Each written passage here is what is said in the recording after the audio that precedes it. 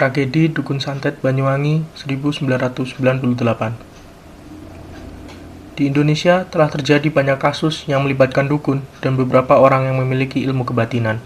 Akan tetapi, lain halnya dengan yang terjadi di Banyuwangi. Bukan dukun yang menyerang orang-orang, akan tetapi kebalikannya. Tragedi ini mengingatkan kita pada tragedi di Eropa, di mana seseorang yang kala itu dituduh sebagai penyihir, dibakar hidup-hidup. Pada tahun 1998, kejadian yang mirip terjadi di daerah Banyuwangi. Terdapat sekelompok orang menamai diri mereka sebagai gerakan anti tenung atau gantung. Kelompok ini merupakan penyebab salah satu tragedi kelam yang terjadi di Indonesia. Tragedi pertama ini biasa disebut sebagai geger santet pertama. Biasanya, kalau sudah berurusan dengan santet, pemikiran masyarakat sudah pasti menuju ke arah negatif. Akan tetapi, di balik santet negatif tersebut juga terdapat santet yang bertujuan baik, dalam hal ini menyembuhkan penyakit, yang dinamakan santet putih.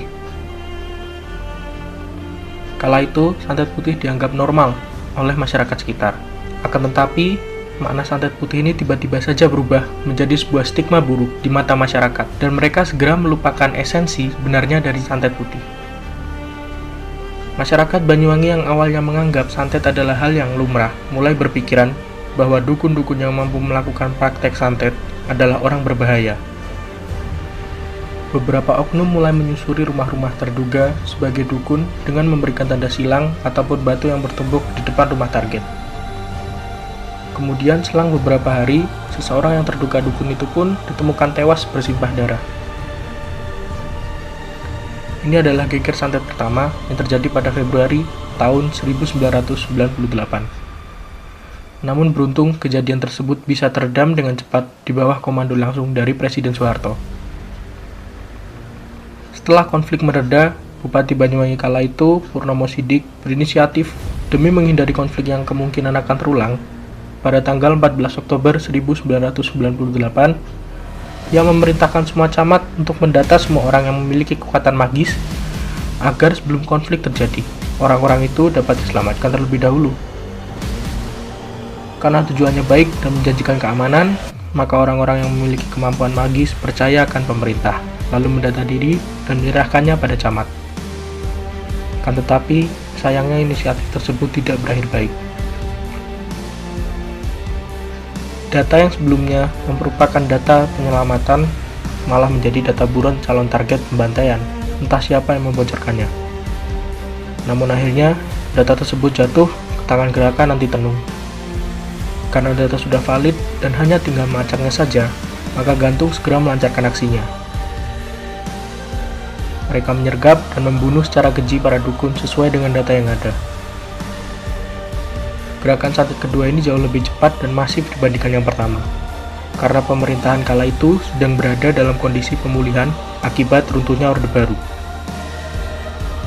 Gantung menjadi lebih leluasa dalam menjalankan aksinya.